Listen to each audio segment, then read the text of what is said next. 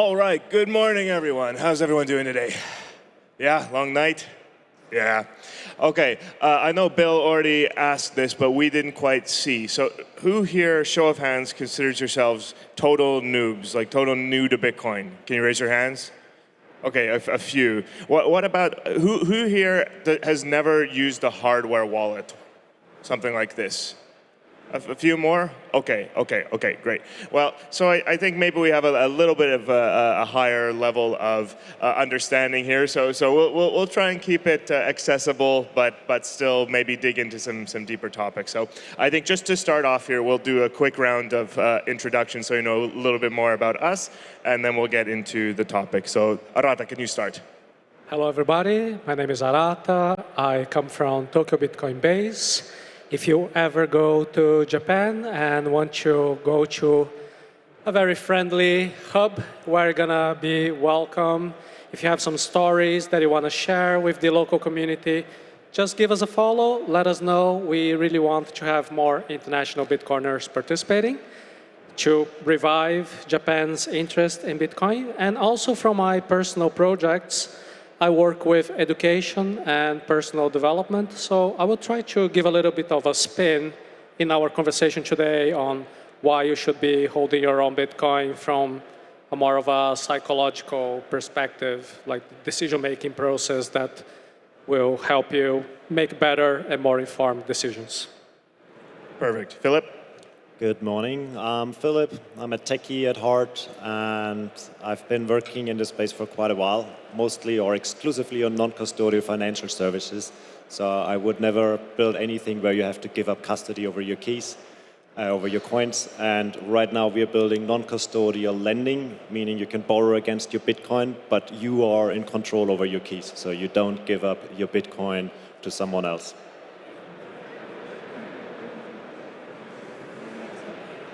Uh-oh. I will borrow this one, thank you. I could not agree more. I have spent more than a decade working for Bitcoin and for Bitcoiners and securing self-custodians. I first developed a hardware wallet, Trezor. You saw a Trezor speaker just shortly before.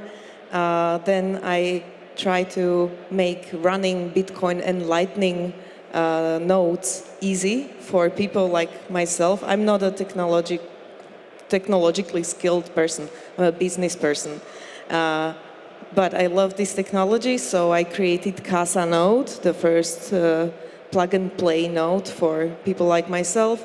And now I am working to secure people's lives, especially those that have been using custodial services and their databases with their homes, home addresses and names have been leaked, and now they are a high target for kidnappers and extortionists. So that new service is called Glock, like the weapon, but G-L-O-K. And yeah, let's take it off. All right. So obviously a lot of expertise on the stage here today. And so I think let's start off with a relatively simple question, but a jumping off point. What is self-custody? And Philipp, can you take that one? It's very, very simple. Self-custody is the principle of fully controlling your own assets, meaning you don't rely on any intermediaries or third party. No, you hold your keys and you control your Bitcoin. All right. Very good start there. Rada, you want that? Yeah. Just want to add one extra dimension to what Philipp said. Every decision you make is about maximizing your benefits and reducing the problems, including reducing your risk. So one risk when it comes to Bitcoin you should keep in mind is counterparty risk. In other words, what might happen of bad things that you do not want, but because somebody else was involved. So if the keys are with me, the Bitcoin is with me, there are many risks. I might lose it, I might do something stupid with it, other people might discover that the keys are with me, therefore I could become a victim to people wanting to chase me and force me to give my keys. And there are solutions for that. That's really great. But when this is not happening, when you don't have your own keys, there is the counterparty risk. What if the other institution that is holding your keys goes bankrupt? Or what if they get hacked? Or what if you are a business owner and you have an employee who decides to sue you, and depending on your jurisdiction, depending on labor laws, depending on the interpretation of the judge, and this I have seen happening in real life, somebody who had, they were partners, there were like 10 partners who bought one gas station, and they sold their participation. They were no longer business owners. And many years after that, their bank account was frozen because some previous owner, before they even became partners in that gas station, had a problem with some labor law. And then that person sued, and the judge said, let's freeze all your accounts. So maybe you're doing everything right, your counterparty, you have a good exchange, but something in the law or the judge might decide to just freeze your money. So by holding your own keys, you're also reducing that, but you also have to understand what other risks you are exposed to. Yeah, so Arata is taking us already into why to take self-custody. And maybe to add a little bit of context to this, we were talking a little bit beforehand that the main thing we mean is taking your keys off the exchange, right? So wherever you buy your Bitcoin, that's some kind of third party to do that. And Alena, do you have some comment on this? Yeah. Or never start with exchanges in the first place. That would be my advice. There's many peer-to-peer solutions these days that are good.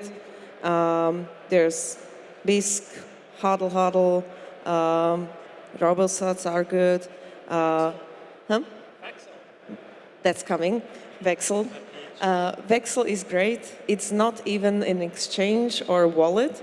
It's a communication marketplace. Like you just put up your advertisement. You want to buy or sell your produce from the garden, your services, whatever you have to offer, and you can trade easily. You can find peers through your web of trust.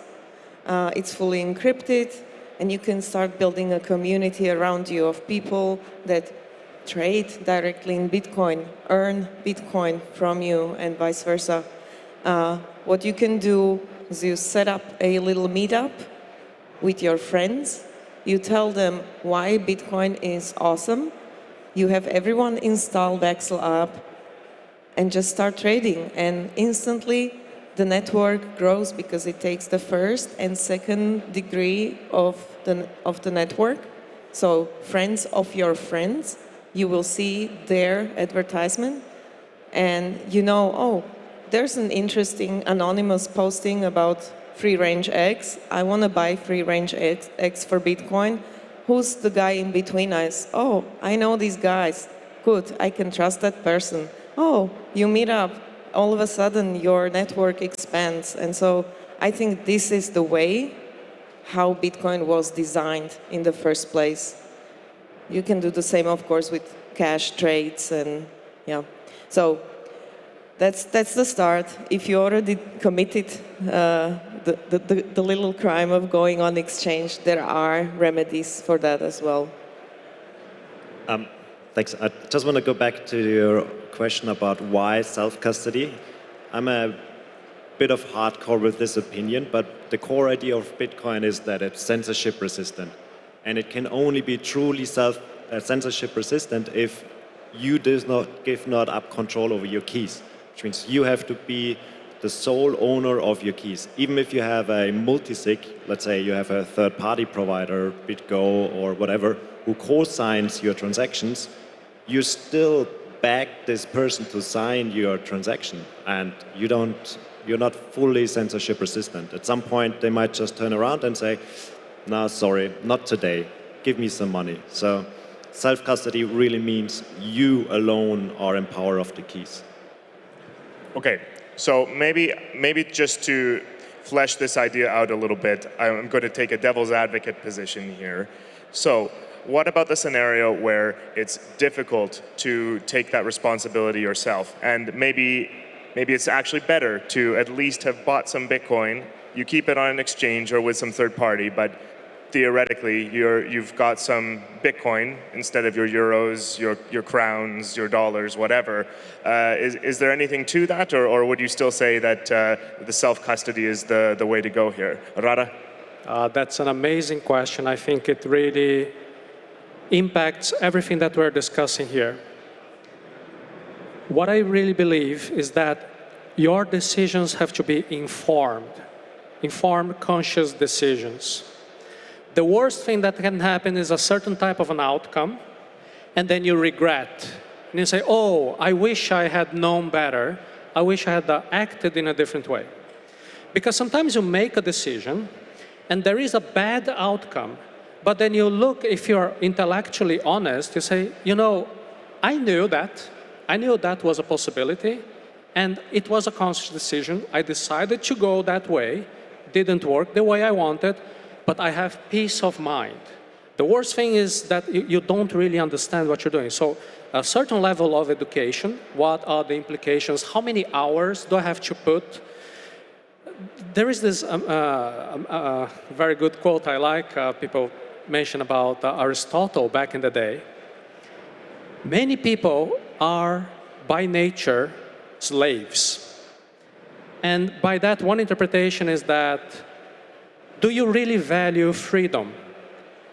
If there is a situation in which your own property is taken from you, or you do not have access to your property, because it was more convenient for you to have trust in some organization or entity, if this happens, if you had the conscious choice of thinking, okay, I could have kept my money on the exchange, that would be very convenient. I'm super busy, I'm doing my work, I don't have time to be learning about self-custody. What if I do a mistake?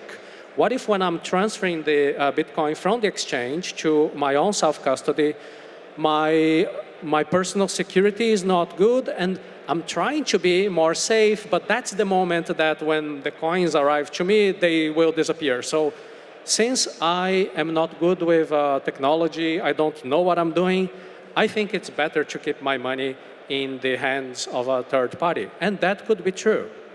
But you have to understand that by doing that, your level of sovereignty is smaller. And if the laws change, if something happens, if there is a scenario when you lose your money, you have to be honest and look back at yourself saying, the technology existed, I knew about it, but even then it was a personal choice to not get involved. And the same thing, the opposite is also true. If you start to do your self-custody, and that's a huge problem that some people try to be super smart. They say, okay, well, we have the 12 words, and in addition to that, I'm also going to put a passphrase. And I'm going to write the passphrase here, but I'm not going to write the real passphrase. There is something small that you have to change so the passphrase will work. And then many years after that, you go to your passphrase, and you're like, it's not working? Oh, yeah, I knew I had to do something, but I forgot. So your Bitcoin is lost forever. And also you have to understand, if you're doing things in an unusual way, you might have a higher level of security, but maybe the real danger now is you. Very, very good point. And Alena, yeah, I think, yeah. True that. Alena? I would argue that self-custody is easy, and it only needs a few simple things to keep in mind. Self-custody is as easy as putting a mobile wallet, a mobile application on your phone, okay? You can use Phoenix, Blue Wallet, there's, Wallet of Satoshi is not self-custodial, but there's other options. Using the passphrase requires repetition, repeating, using it. And so my second point to self-custody is do not just hodl. Use Bitcoin. okay? It's not about acquiring wealth and just hoarding it. It's about using it, releasing it to your friends, okay? Making sure your friends have Bitcoin and your family have Bitcoin, that you earn Bitcoin or you acquire new Bitcoin regularly so that it keeps flowing. And once you do that, you keep using your passphrases and your pins on a regular basis. If you are not in the state of mind, that's fine too. Just huddle on and set up a calendar reminder once a month to open your Bitcoin wallet. To repeat, to practice, to make sure that you know where your backups are, that you know how you do a recovery, that you do know that you do have a replacement hardware wallet in your drawer when the other one fails because it's just a piece of electronics, right? But that's my point of view to self-custody. Yeah, and you know, it can be quite complicated, all of the different aspects of how to do self-custody, but I think it can be really quite simple. And I think maybe before we move into some more detailed discussion on that point, Philipp, did you have anything last on the topic of why to take self-custody? Of course, I can always add something. I think differently expressed, self-custody is like insurance. You only realize you really need it when something happens. And I was in this situation where I enjoyed the better UX, had my coins on an exchange, and then on the next morning, suddenly they decided to stop withdrawal and the money is gone. And then that's the moment when you realize, oh, maybe I should really start learning about self-custody. I should really learn about how to do that and be in control. So get your insurance, take care of your self-custody, and don't wait for the moment of where it's fully painful, and then take the next step. May I add something to holding Bitcoin on exchanges? So exchange owners will tell you, oh, don't buy Bitcoin peer-to-peer because you may get dirty coins, you know, from criminal activity, and we are doing chain analysis and so on. They will fearmonger you to believe that only the regulated realm is safe. That is not true. Whenever you receive coin and you want to make sure that you delete the historical trace of the Bitcoin, you can either swap it to Lightning and then out of Lightning back to on-chain wallet, wait for a moment when on-chain transactions are cheap, okay? You can use CoinJoin and other tools to just like get rid of the history of that coin. That's simple. The other thing that people do not realize is that all regulated companies in the space, banks, insurance companies, and regulated exchanges are submitted to so-called dormant asset laws. Recently, this has done some news in California, where they enacted Bitcoin specifically into the dormant asset laws, which says that after 3 years, the coins and the account on the exchange has not been touched, the state can confiscate the coins and use them for public good. It is for your protection, right? Like, yeah, it is to ensure, what they say, that you can claim the coins back because the ugly bad entrepreneurs would not give it back to you, okay? But then the devil's in the detail. How do you prove to the state the ownership of that Bitcoin? And how do you prove it enough, sufficiently? So basically the government can beat you with paperwork that you will not be able to fulfill or provide, and you will never get your Bitcoins back. Every country has a different setup. Some countries have 5 years, some 10 years, some assets up to 15 years, up to which they stay in the corporate account and then is sent to the state. So check out your local laws, how it works, and make sure that if you have some exchange account, you don't let your stuff there, for sure. Rod, you want to add? Yeah. about this very interesting point that Alena has brought. At the end of the day, everything is a battle of ideologies or points of view of models of reality, how the world works. Somebody coming from an exchange, they are either economically afraid of the power of P2P, and therefore they'll consciously say, don't do P2P because of this number of reasons, but maybe deep inside, they just want to promote their business model, or it could also be the opposite. It could be that in their heart, they really believe that the best way to serve the public is through an exchange, and that's why they built an exchange. And they sincerely speak from their heart about the reasons why you should avoid doing anything that is not an exchange, and that's why they got into the business. Or maybe it's because of profit, I don't know. Governments, they will say, okay, we have the power to be taxing you because we're going to be doing so many great things for you. Maybe you don't need, but there are some underserved communities or parts of our population. We, the government, we have to help them. So there are some evil politicians who will try to maximize their personal benefit and try to repress you, but there could also be a few people who have a genuine belief that this is the best way to run society or how we can organize ourselves. Everybody is biased, including us.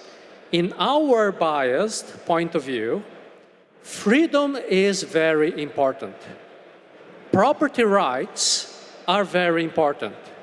This is because we are trying to promote our biased point of view that you should be holding your Bitcoin.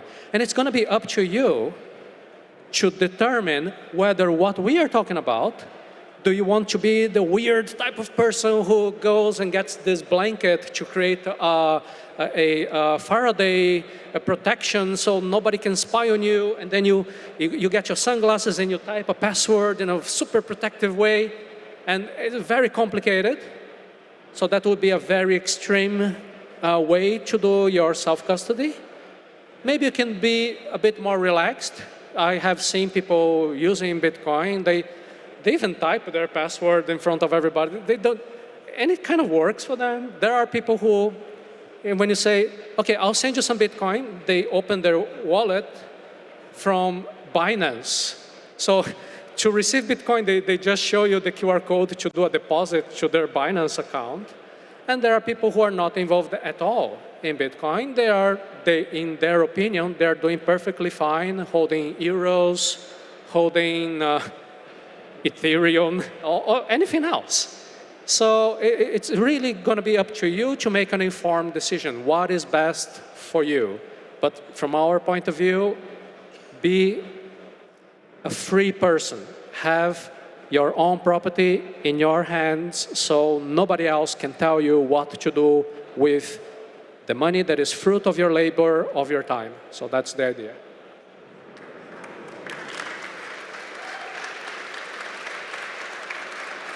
Yeah, I think that was an excellent way of stating one of the biggest whys to take self-custody. Absolutely, thanks Arata. And now maybe let's take it a step back from the funny picture you painted with the paranoid crypto anarchist in the Faraday cage, and take it a little more into something that in real life that can be accessible for most people. So how to take self-custody? It's really not that hard. And Alena, you've had quite a history actually with helping people to take self-custody. So what's the most basic form?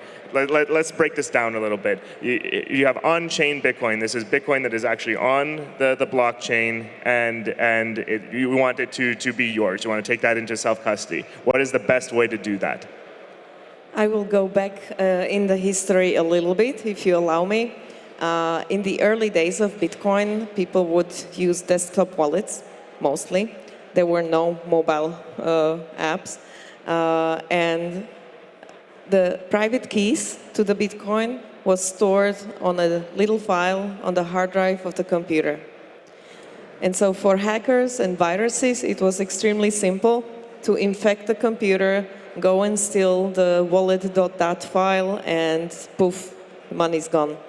And so back then, people who wanted to be Bitcoiners and self-custodying, they would have to learn encryption and backing up system and like being in a very tinfoil hat mindset, you know. And so the reason why we introduced the hardware wallet was to make the encryption wizardry super easy for people to use. To create a little dedicated computer that has a small display, which is crucial, because that display can be trusted. Whatever touches internet, the desktop, the notebook, you know, the mobile phone, can be easily infected. Those computers are designed to be open communicators. Hardware wallets are designed to be a little fortress. Only a very limited type of information gets into the wallet. Okay, it has a limited USB protocol, so only the information about the transaction details, such as where to send the money, how much I'm sending, and what is the fee that I'm going to pay. And these three things you need to validate on the display of the hardware wallet. You can trust that display. You compare it with the data you got from the receiver that you're paying to, okay? And we made it simple on a few button clicks. It says that. So start with that. Well, start with some mobile wallet, start with a hardware wallet in the first place. Then you can progress and start thinking about more adversarial, more adversarial thinking, thinking about other risk scenarios. What happens if I lose this hardware wallet or if it breaks down? Well, you need a good backup. The backup, do not write it onto your computer. Do not make pictures. Do not upload it anywhere. Use steel plates or some steel backup solutions that are plentiful out there. Then you start thinking, what if someone gets onto my backup, the 12 or 24 seed words? What happens then? Oh, I need to add a passphrase. A passphrase is kind of creating a hidden wallet. So even if someone steals the backup, they cannot just copy your wallet and steal your Bitcoins. They would have to also know the passphrase. What do I do with the passphrase? I would say have a good sentence that you memorize, that you repeat often to yourself, and you don't write it anywhere. Use words in the passphrase that are non-vocabulary words. Okay, nobody could guess. Do not use your favorite quote from your favorite book that you posted on Facebook. Okay, I see you. And so, that's another degree. I have now a secure passphrase. You secure access to your hardware wallet with a PIN. The PIN, how is my PIN? Is it 1, 2, 3, 4? I hope not. Does it repeat numbers? It should not. Okay. And now you are, accumulating some wealth on your journey, and you start thinking, oh, how does my family get to my Bitcoin when they need it? How can I ensure that? How can I ensure inheritance? So you kind of start progressing into building a multi-sig setup to have multiple wallets and a system of, for example, 3 or 5 different wallets, where the 3 wallets have to co-sign the moving of your savings. This one is extremely recommended for physical attacks or against physical attacks as well. If someone would want to rob you of your Bitcoin, it's not so easy if you have a multi-sig in place and you don't have all your wallets on you, of course. There is time and space in between the adversary, between the attacker and your Bitcoins. And so this is like a progressive, there's a lot of new developments happening right now with time locks. new wallets that allow you to set conditions on spending your Bitcoin. So you will divide, you have a couple of coins in your pocket on your mobile phone just for the regular spending to buy lemonade here. Just as you carry some small coins and some small paper money in your regular wallets. And then you have your, let's say, operational account, and then you have your long-term savings, your family heirloom, okay? And that needs to be really well secured. So you structure your holdings like this progressively. These new wallets that I hinted on, Liana is one of them. That's good, probably.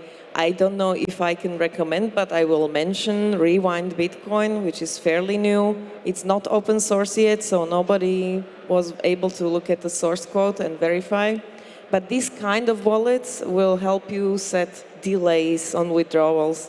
So if you're a spendthrift, and you see, oh, I need to buy this, and you're like, I need to spend my Bitcoin, maybe it's a good one for you to prevent you to do that.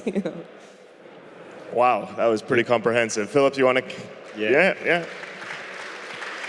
I think you covered quite a lot, so I just want to double down on what you said at the end. The how of you self-custody your coins heavily depends on various different factors. Most importantly is, what is your use case? Or how much do you have? Not in absolute numbers, but in relative to your net worth. For example, if you just get started with $100, a hardware wallet might be an overkill. Maybe you just start with a mobile wallet, a hot wallet, and if your use case is day-to-day spendings, then a hardware wallet again might not be the best tool for that because it's quite cumbersome, particularly if you have an air-gapped hardware wallet. So it heavily depends on what your use case is and how much you really put in there. But one thing you always have to keep in mind is that even if you start with $100 or $1,000 today, think of what could it be in the future. You need to secure your coins of what if it goes 10x, if it goes 100x from now. Can you still sleep well if you think of, oh shit, I suddenly have $1 million in my hot wallet on my phone. Maybe I really should double down on the security, look into multi-sigs. So it heavily depends on your current situation, how much you have, and what you want to do. Yeah, great point. Arata, any further thoughts? Similar to the comments I made before, each one of you will have a different set of choices that will resonate more with what's best for you. So what is best for me is not the same as what is the best for Luke or for any one of you. But play around.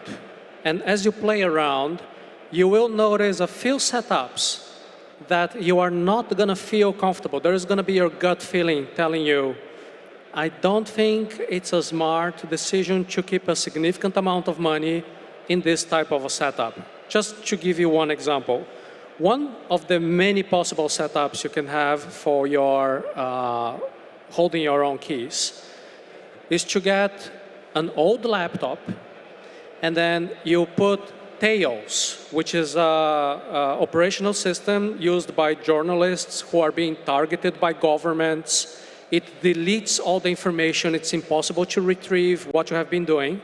So you get Tails installed in a USB drive, and then you put it on your laptop, and then you're going to basically put this laptop is going to be completely offline.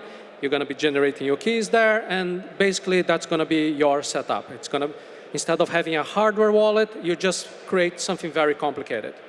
So I followed the tutorial. I was playing with it, but in my case, for a number of reasons, I realized that to update Tails, which is a necessary thing that I have to be doing from time to time, I was not comfortable.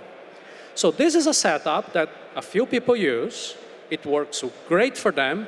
But I know this is not for me. I am not the type of a technical person who feels comfortable doing that. And there are even more complicated things. You walk around here, you're going to see people selling you all types of different devices. And it's great, that each of them has a different interface. It's not only the interface, because also you're going to have to use a software together with that device. And then there are all pros and cons related to each device. And as Philipp said, if your stack is pretty small, it does not make sense proportionally to spend a lot of money if the amount of money that you feel comfortable investing, saving in Bitcoin, it just does not make sense. So there will be your journey.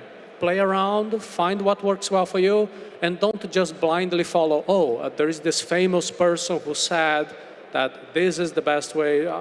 Maybe not necessarily. May I have a counter-argument to this. When we started the hardware wallet, 2013, people were asking me, like, does it make sense to pay 1 Bitcoin for a hardware wallet? 1 Bitcoin back then was $100. If after paying for the hardware wallet, I'm left with less than 1 Bitcoin on my account? And my answer was yes. It makes sense to protect any amount of Bitcoin that you have, because you never know. 3 months later, Bitcoin went up tenfold to over $1,000. And those people came back and said, aha, I see now what you mean by that.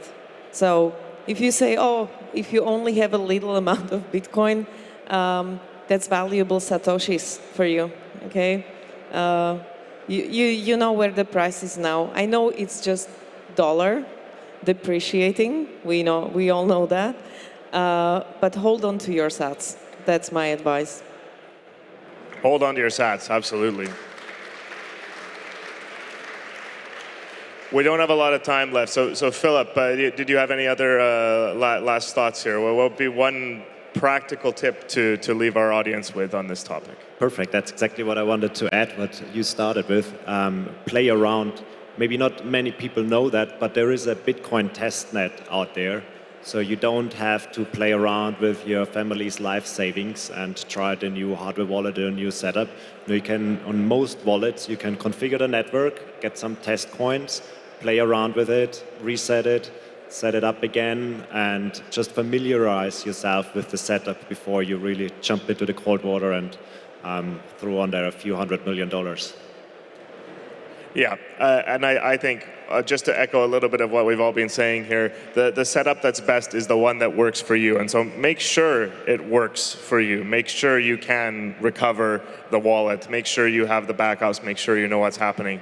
But we're making it maybe sound a little harder than it is. It's super easy to take self-custody, and we all should do it. And as said, it's up to you to decide exactly how you want to do it. But just do it.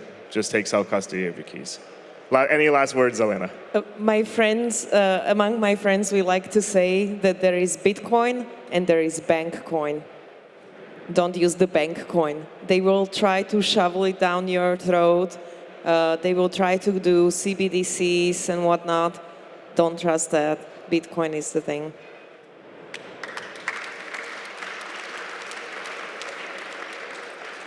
Arata, any final words? We got 1 minute. Just keep playing with it, continue learning. You made a great decision to be here at BTC Prague.